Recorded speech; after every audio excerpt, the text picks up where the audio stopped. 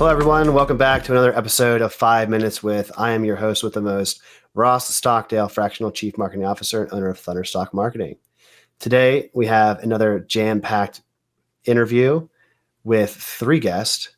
First is David Anderson off Madison Ave.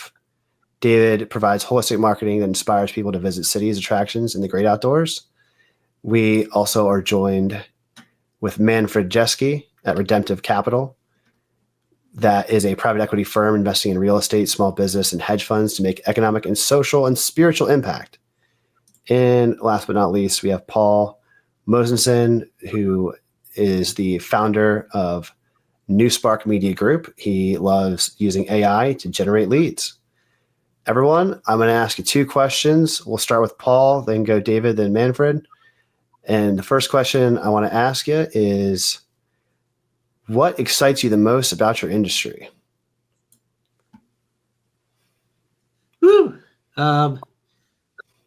AI. It's taken the world by storm. I think the point, though, is it's exciting ideation tools to help, focus messaging and among everything else out there. It's not just word, it's images, it's videos. It excites me because you can new ways to tell stories that engage with your prospects that you may not have thought before or may have cost too much money before. So now it's more efficient and effective. Excellent answer. David, what about you? Well, I think this day and age right now, it's hard to give an answer that doesn't include some form of AI. But if I can dig a bit deeper into that, AI will be in its infancy of being the greatest efficiency, increased productivity tool that we've had probably since the Industrial Revolution, and how we use that as a tool to make our services better, help our clients achieve more, but also how we integrate this with the human being nature of all of this and where the lines start and end, and where we use AI going forward. But again, I believe that, which I could spend a long time talking about, the need for productivity all the way to national debt, all kinds of things. It will be the greatest tool that will allow us to increase that efficiency and productivity to maximize returns for us as business owners and for our clients. Totally agree on the AI sentiment. As someone that works in the AI space, I will shamelessly plug AIforthec-suite.com. For those of you listening, you want to learn more, check that out.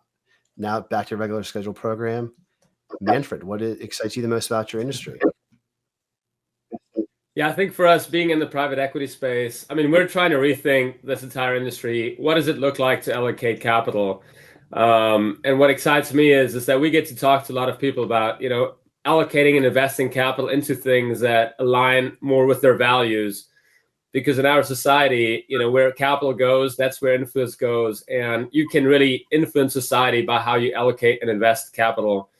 And so I'm really excited that I think there's a big move and shift towards people actually thinking through, okay, if I buy certain stocks, what am I actually investing in? What am I supporting, with the future or the future of this country? And so we're really excited that we're seeing people actually starting to consider how their investments are influencing society and the impact that those investments can make. Well, I encourage everyone to go out to the polls and vote during election season. I also encourage you to vote with your dollars every other day of the year. Great answer there, Manfred, as well. The next question in our 5 minutes with conversation I would like to ask the panel is, how do you define success? That could be in entrepreneurship. It could be in life. We'll start with you, Paul. Okay, sorry, it looks fuzzy here. It looks good on my screen. I don't know, but anyway, success to me is no matter what we do in life, if I feel like I've contributed to someone's growth or happiness, whether it's a um, personal or a business thing, that I feel good about it. Sometimes money's always good, but if it's not, money's not the answer to me. I think it's more about that I made a difference positively in a person or a business. So that's my story, and that's how I look at it. Wonderful answer. David, what about you? Thanks. This is such a broad question. If you'll indulge me, I'm going to read a quote from Ralph Waldo Emerson that I think sums it up. What is success? To laugh often and much, to win the respect of intelligent people and the affection of children, to learn the appreciation of honest critics and endure the betrayal of false friends, to appreciate the beauty, to find the best in others, to leave the world a bit better, whether by a healthy child, a garden patch, or a redeemed social condition. To know even one life has been bettered, has been made easier because you have lived. This is to have succeeded. And I think that I think I've struggled with what success is for many, many years. And if you notice, it doesn't really talk about money or other things, but it talks about the difference we can make in this world. And for me, that's what success is.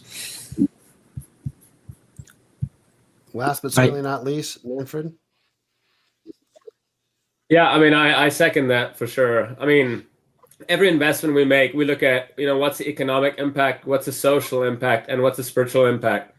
Granted, spiritual impact is a lot harder to quantify, and so social. I mean, social we try to measure by, are the people flourishing in the communities that we build, that we develop? How are we bringing smiles to their faces? But I think ultimately it really depends on, what impact can we leave with people? And I think we try to always, often people make this success such a big thing. I think it's really important to think about it for every single conversation you have is how can you leave the person in front of you better than you found them? And if you can do that constantly, every day, on every call, every meeting, every interaction, that will over time leave a big legacy and huge impact, opposed to trying to do these massive things all at once. Well said.